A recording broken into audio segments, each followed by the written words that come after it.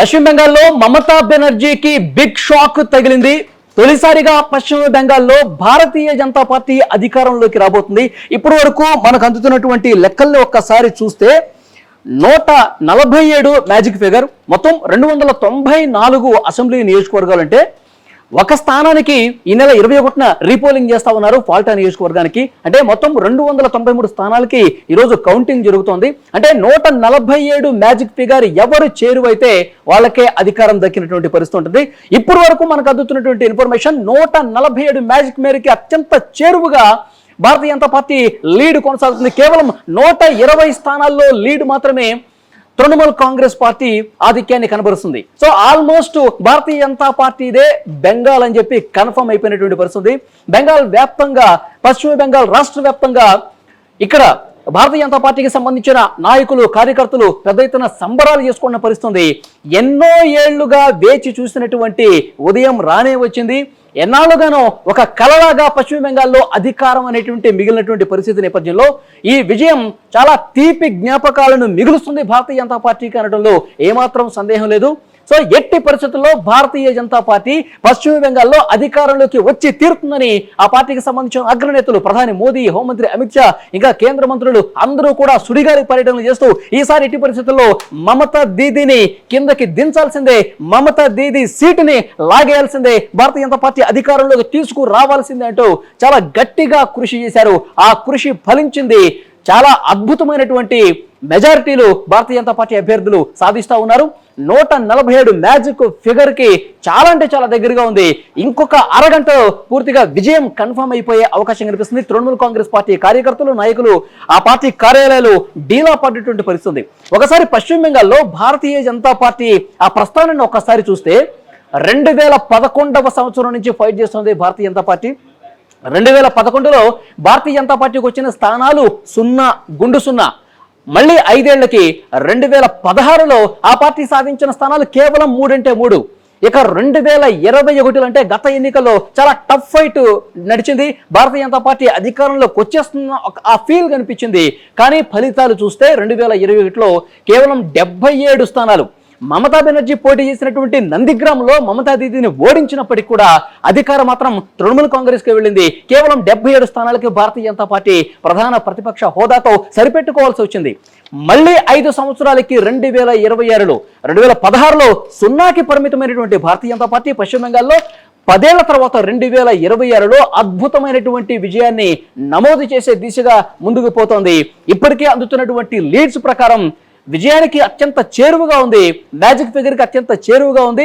So ప్రధాని మోదీ, హోంమంత్రి అమిత్ షా వీళ్ళ వ్యూహాలు, ప్రతివ్యూహాలు పూర్తిగా ఫలించి ఇన్నాళ్ళకి పశ్చిమ బెంగాల్లో భారతీయ జనతా పార్టీ అధికారంలోకి రావడానికి ఆస్కారమైనటువంటి పరిస్థితి. పశ్చిమ బెంగాల్ వ్యాప్తంగా ఇటు తృణమూల్ కాంగ్రెస్ కార్యకర్తలు డీలా పడిపోయి వాళ్ళు శోకంలో మునిగిపోయిన పరిస్థితి. భారతీయ జనతా పార్టీ కార్యకర్తలు స్వీట్లు పంచుకుంటూ విజయం మనదే అంటూ రోడ్ల మీదకి వచ్చి ఆ నినాదాలు చేస్తున్నారు.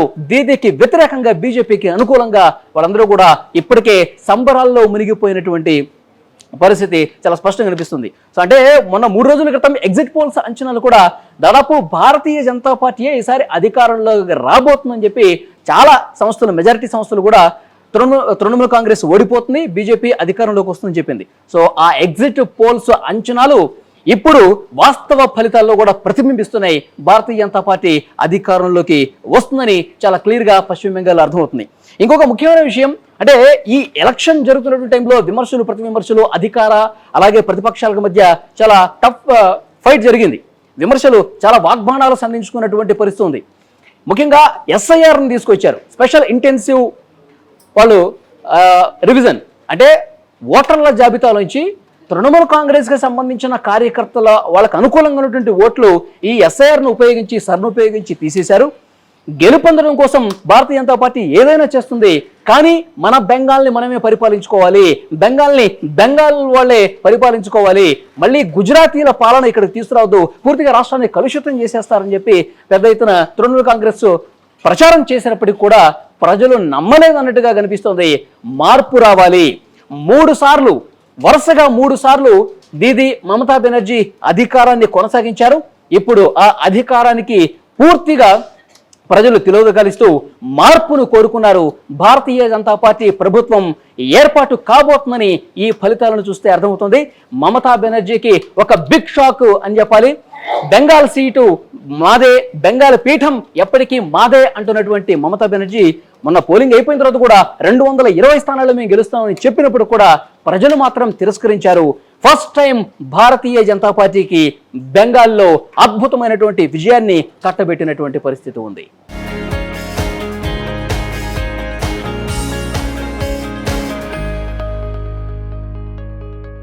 తమిళనాడులో హీరో విజయ్ టీవీకే పార్టీ ప్రభంజనం సృష్టిస్తోంది. ఇప్పటి వరకు మనకు అందుతున్నటువంటి సమాచారం, సెంచరీ కొట్టేశాడు హీరో విజయ్. టీవీకే పార్టీ అద్భుతంగా ముందుకు దూసుకుపోతోంది.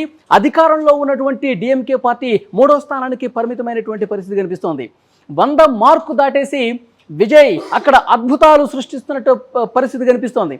ఇప్పటికే విజయ్ అభిమానులు తమిళనాడు వ్యాప్తంగా సంబరాల్లో మునిగిపోయినటువంటి పరిస్థితి ఉంది. యాక్చువల్గా ఎగ్జిట్ పోల్స్ అన్నీ కూడా మళ్ళీ అధికారం డిఎంకేదే. ఇప్పుడు అధికారంలో ఉన్నటువంటి డిఎంకే పార్టీ మళ్ళీ తన అధికారాన్ని నిలబెట్టుకుంటుందని చెప్పి దాదాపు 10 సర్వేల్లో 8 సర్వేల వరకు డిఎంకేనే గెలుస్తుంది అని చెప్పాయి. కానీ ఒకే ఒక్క సర్వే సంస్థ, యాక్సిస్ మై ఇండియా అనే సర్వే సంస్థ మాత్రం టీవీకే అద్భుతాలు సృష్టించే అవకాశం ఉంది, విజయ్ అధికారంలోకి వచ్చే అవకాశాన్ని కూడా కొట్టిపారేయలేం, ఎందుకంటే యువత, మహిళలు ఎక్కువగా విజయ్ వెన్నంటే ఉన్నారని చెప్పి ఆ సర్వే సంస్థ చాలా బలంగా చెప్పినటువంటి పరిస్థితి ఉంది. ఆ సర్వే సంస్థ అంచనాలు నిజమయ్యే విధంగా ప్రస్తుతం ఫలితాల సరళ అనేది కనిపిస్తోంది. విజయ్ 100 మార్కు దాటేసి లీడ్లో కొనసాగుతున్నాడు. ఇక రెండో లీడ్లో ప్రస్తుతం అన్నాడీఎంకే పార్టీ కొనసాగుతుంది. ఏఐడిఎంకే అలాగే బీజేపీ కూటమి, ఎన్డీఏ కూటమి ఏదైతే ఉందో ఆ కూటమి 70కి పైగా స్థానాల్లో లీడ్లో కొనసాగుతున్నటువంటి పరిస్థితి ఉంది. అధికార డిఎంకే కేవలం 3వ స్థానానికి పరిమితమై డిఎంకే తమిళనాడు ప్రజలు వ్యతిరేకత చూపిస్తున్నారు అనడానికి ఈ ఫలితాలు అద్దం పడుతున్నటువంటి పరిస్థితి ఉంది. ముఖ్యంగా ప్రశాంత్ కిషోర్ వ్యూహకర్త ఎవరైతే ఉన్నారో ఆ ప్రశాంత్ కిషోర్ టీవీకేకి సలహాలు ఇచ్చినటువంటి పరిస్థితి ఉంది. దానికి అనుగుణంగా మొత్తం రాష్ట్ర వ్యాప్తంగా పర్యటనలు చేశారు. కరూరు లాంటి దుర్ఘటన తర్వాత విజయ్ పని అయిపోయిందని చెప్పి చాలామంది భావించారు. కానీ ఎగిసిపడ్డటువంటి కెరటంలాగా, ఉప్పెన్లాగా ఇక్కడ విజయ్ పార్టీ టీవీకే అద్భుతాలు సృష్టిస్తోంది. చాలామంది చాలా చోట్ల పెదవిరుపు విరిచినప్పటికీ 3వ స్థానానికి పరిమితం అవుతాడని చెప్పినప్పటికీ అద్భుతంగా ముందుకు పోతోంది టీవీకే పార్టీ. సో అంటే ద్రవిడ పార్టీలు ఏవైతే పెట్టినా మొదటిసారే అధికారంలోకి వచ్చినటువంటి ఆ ఆనవాయితీని కొనసాగిస్తూ టీవీకే కూడా అద్భుతంగా ఇప్పుడు 100కు పైగా లీడ్లో కొనసాగుతుంది. మరి కొద్దిసేపట్లో పూర్తి స్థాయి అంచనాలు వెలువడే అవకాశం కనిపిస్తోంది. ఇప్పటికే విజయ్ అభిమానులు ముఖ్యమంత్రి సీఎం అంటూ నినాదాలు చేస్తూ రోడ్ల మీదకి వచ్చి బాణసంచా కాలుస్తూ వాళ్ళందరూ కూడా సంబరాల్లో మునిగి తేలుతున్నటువంటి పరిస్థితి. పార్టీ పెట్టిన మొదటిసారే అసెంబ్లీ ఎన్నికల్లో పోటీ చేసినటువంటి ఫస్ట్ టైమే మా హీరో ముఖ్యమంత్రి అవుతున్నాడు, టీవీకే అధినేత ముఖ్యమంత్రి అవుతున్నాడంటూ వాళ్ళు స్వీట్లు పంచుకుంటూ ఇప్పటికే సంబరాల్లో మునిగి తేలినటువంటి పరిస్థితి ఉంది. ఇంకా ఇంకొద్దిగా అంచనాలు రావాల్సినటువంటి అవసరం కనిపిస్తుంది. ప్రస్తుతం లీడ్లు మాత్రమే ఉన్నాయి. ఈ లీడ్లలో ఏమైనా మార్పులు జరిగే అవకాశం ఉందా, లేదంటే కనుక ఇదే ట్రెండ్ కొనసాగితే దాదాపు టీవీకే అధికారంలోకి వచ్చే అవకాశం ఉంది, లేదంటే కనుక అతిపెద్ద పార్టీగా అవతరించే అవకాశం ఉంది. ముఖ్యమంత్రిగా విజయ్ రాబోతున్నారని చెప్పి ఇప్పటి వరకు అందుతున్నటువంటి ట్రెండ్స్ క్లియర్గా అర్థమవుతుంది. సో లేటెస్ట్ ఇన్ఫర్మేషన్ ఇప్పటి వరకు మనకి తెలుస్తుంది. 102 స్థానాల్లో లీడ్లో కొనసాగుతుంది. అన్నాడీఎంకే కేవలం 70 స్థానాల్లో లీడ్లో ఉంది. అలాగే డిఎంకే, అధికారంలో ఉన్న డిఎంకే కేవలం 50 స్థానాలకే పరిమితమైనటువంటి పరిస్థితి ఉంది. ఇంకా ఈ స్థానాలు పెరిగే అవకాశం ఉంది. సో మనకి ఢిల్లీ నుంచి కూడా కొంత ఇన్ఫర్మేషన్ వస్తుంది. అక్కడ భారతీయ జనతా పార్టీ అగ్రనేతలు తమిళనాడు ఎన్నికల ఫలితాలకు సంబంధించి సమాలోచన చేస్తున్నారు. ఒకవేళ హంగు ఏర్పడితే విజయ్ని కలుపుకొని విజయ్ని ముఖ్యమంత్రి చేద్దామన్న ఆలోచనలో బీజేపీ అగ్రనేతలు కూడా ఆలోచన చేస్తున్నట్టుగా తెలుస్తుంది. మరి అలాంటి పరిస్థితి వస్తుందా, లేదంటే కనుక తుది ఫలితాలు వచ్చేసరికి టీవీకే ప్రభంజనం కొనసాగి ఏదైతే మ్యాజిక్ ఫిగర్ 118 ఉందో దాన్ని దాటేస్తుందా అన్న పరిస్థితి చూడాల్సినటువంటి అవసరం కనిపిస్తుంది. ఏమాత్రం అంచనాలు లేకుండా ఎగ్జిట్ పోల్స్ అంచనాలను తల్లకిందులు చేస్తూ హీరో విజయ్ పార్టీ సెంచరీ కొట్టేసి 100ను బెంచ్ మార్కు దాటేసి అధికారానికి చేరువుగా వెళుతున్నటువంటి పరిస్థితి కనిపిస్తోంది. ముఖ్యమంత్రిగా విజయ్ ప్రమాణ స్వీకారం చేయబోతున్నారా అన్న స్థాయిలో ఇక్కడ ఫలితాలు అయితే కనిపిస్తున్నాయి. చూడాలి నెక్స్ట్ ఏం జరగబోతున్నది. ఈరోజు ఉదయమే నటి త్రిష తిరుమల శ్రీవారిని దర్శించుకున్నారు.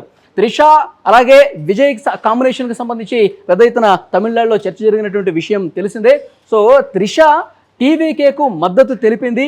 ఈరోజు తిరుమల శ్రీవారిని దర్శించుకుని టీవీకే అధికారంలోకి రావాలని చెప్పి ఆ దేవుడికి మొక్కులు చెల్లించుకున్నట్టుగా వార్తలు వస్తున్నటువంటి పరిస్థితి. సో ఏది ఏమైనప్పటికీ కూడా ఇక్కడ తమిళనాడులో ఉన్నటువంటి 3 ప్రధాన పార్టీల్లో టీవీకే 100కు పైగా స్థానాల్లో లీడ్ కొనసాగిస్తూ అతిపెద్ద పార్టీగా దూసుకుపోతుంది, అధికారానికి చేరువవుతుంది.